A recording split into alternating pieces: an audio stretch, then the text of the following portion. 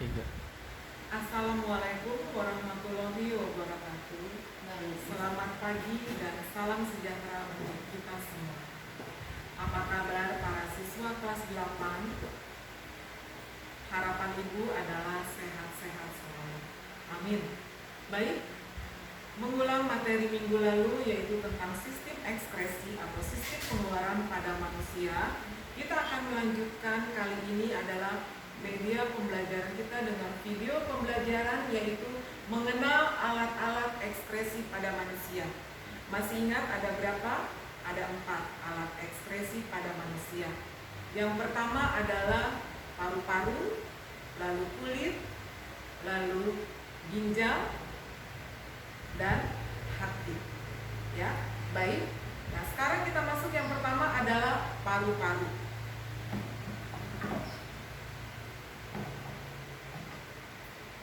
Paru-paru manusia ada 2, di sebelah kiri dan di sebelah kanan. Ya, lihat bagian Ibu. Nah, sebelah kiri, paru-paru kita terdiri atas yang kiri ada 2 lobus, makanya lebih kecil. Yang kanan ada 3 lobus, makanya lebih besar. Ya, yang kiri kenapa lebih kecil? Karena pada rongga dada menjorok ke sebelah kiri terdapat organ jantung. Jadi makanya paru-paru di sebelah kiri agak lebih kecil. Paru-paru fungsinya adalah sebagai tempat pertukaran gas. O2 masuk, lalu diadakan pembakaran dan mengeluarkan CO2 serta H2O. Ya, jadi mengambil oksigen, melakukan pembakaran atau oksidasi dan melepaskan karbon dioksida dan uap air atau CO2 dan H2O. Paru-paru ini adalah sentral dari pernafasan. Di paru-paru di belakangnya terdapat yang namanya alveolus. Alveolus adalah gelembung-gelembung halus yang terdapat pada paru-paru. Fungsinya sebagai tempat pertukaran gas. Jadi di sini diatur pertukaran gas di alveolus. Jadi ending dari pernafasan itu adalah alveolus. Makanya paru-paru kalian harus dijaga ya. Jadi usahakan jangan merokok. Sampai kapan tuh? Sampai mati. Oke, baik. Ya, itu yang pertama adalah paru-paru. Lalu yang kedua adalah kulit. Kulit melapisi semua bagian tubuh kita. Ya, ada 2 macam ya.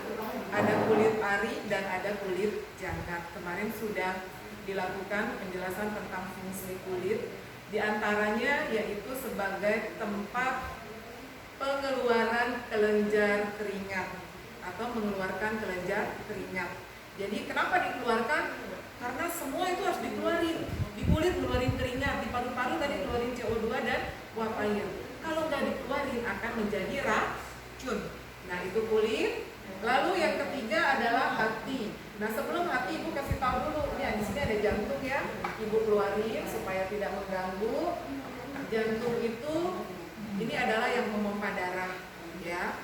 Nanti jantung bekerja sama dengan pembuluh darah, yaitu pembuluh darah tadi atau arteri, balik atau vena ya. Nah, tapi dia bukan sebagai alat ekskresi ya, tapi transportasi. Sekarang kita masuk ke hati. Nah, kalau digambar kecil ya, sebenarnya hati agak besar. Berapa sih jumlah hati manusia? Kurang lebih 2000 gram. Kalau kita pindahkan kesatuannya dikonversi menjadi 2 kilo. Jadi organ yang paling besar di dalam tubuh manusia adalah hati. Ya, ini hati kita. Nah, fungsi hati banyak diantaranya yaitu mengubah provitamin A menjadi vitamin A. Lalu mengatur kadar gula di dalam darah. Ya. Lalu tempat pembentukan sun-sun tulang. Nah, di hati di belakang di sini terdapat yang namanya kelenjar empedu. Apa sih fungsi kelenjar empedu? Kelenjar empedu di sini juga berfungsi mengemulsikan racun. Jadi racun mengemulsikan lemak. Jadi lemak yang tidak baik itu akan diemulsikan karena menjadi racun. Jadi sekali lagi fungsi empedu adalah mengemulsikan lemak. Ya, ini. Jadi itu diantaranya fungsi hati tadi ya. Jadi sudah kalian tahu dia juga termasuk alat ekspresi manusia. Nanti pada empedu ya, kalau kalian lihat empedu ayam, kalau kamu taruh di gelas dengan air warnanya hijau kan, ditaruh di gelas itu dalam air warnanya menjadi kuning. Nah begitu nanti hubungannya dengan urin kamu. Urin adalah zat sisa yang sudah dirombak, sudah akan dikeluarkan, warnanya akan kuning. Termasuk salah satunya adalah feses. Ya, ini feses atau tinja. Ya, ini nggak bisa dipakai lagi, jadi harus dikeluarkan, kalau tidak akan menjadi racun. Di sini ada lambung, ini pencernaan bukan ekskresi, yaitu fungsinya menyimpan makanan sementara, bertahan di dalam tubuh bisa sampai 4 jam. Ya. Lalu ini juga alat pencernaan, usus besar dan usus halus. Kita masih lanjut lagi, yang terakhir alat ekskresi kita organnya adalah ginjal. Nah, di mana letak ginjal? Minggu lalu sudah diterangkan, ada di buah pinggang kiri dan kanan. Ya, di mana nih buah pinggangnya pegang? Makanya kalau pinggangnya pegel-pegel, hati-hati, berarti kalian kurang minum salah satunya. Apa sih fungsi ginjal? Ini dia kalau lihat secara global, ginjal kita ini ada 3 bagian ya, sudah diterangin minggu lalu. Fungsi ginjal diantaranya menyaring darah. Kalau jantung memompa darah, ginjal menyaring darah. Dia termasuk alat ekskresi pada manusia ya, untuk mengeluarkan. Diantaranya mengeluarkan apa Bu? Mengeluarkan urin. Ya, jadi sesuatu yang memang harus dikeluarkan karena tidak bisa dipakai lagi. Kalau dia mengendap di dalam, contohnya kamu nahan pipis, ya nahan pingin buang air kecil atau nahan kencing, itu akan menyebabkan gangguan pada ginjal. Ya, di ginjal ada 2, yaitu ginjal sebelah kiri ini dan ginjal sebelah kanan. Ginjal nama ilmiahnya adalah renalis, berfungsi menyaring darah. Jadi jangan suka nahan pipis ya. Nah ini ginjal kiri, ini ginjal kanan, ada di buah pinggang. Ya, minggu lalu udah diterangin juga. Lalu di sini ada yang namanya ureter. Ya, ureter ini berfungsi mengeluarkan sisa daripada ekskresi yang sudah disaring oleh ginjal kiri dan ginjal kanan. Lalu nanti dia akan keluar, masuklah di yang namanya percis di bawahnya, kalau wanita di bawah rahim, bawah perut, di atas kemaluan, kalau semua pria atau wanita, itu ada seperti kantong, namanya kantong kemih. Ini dia.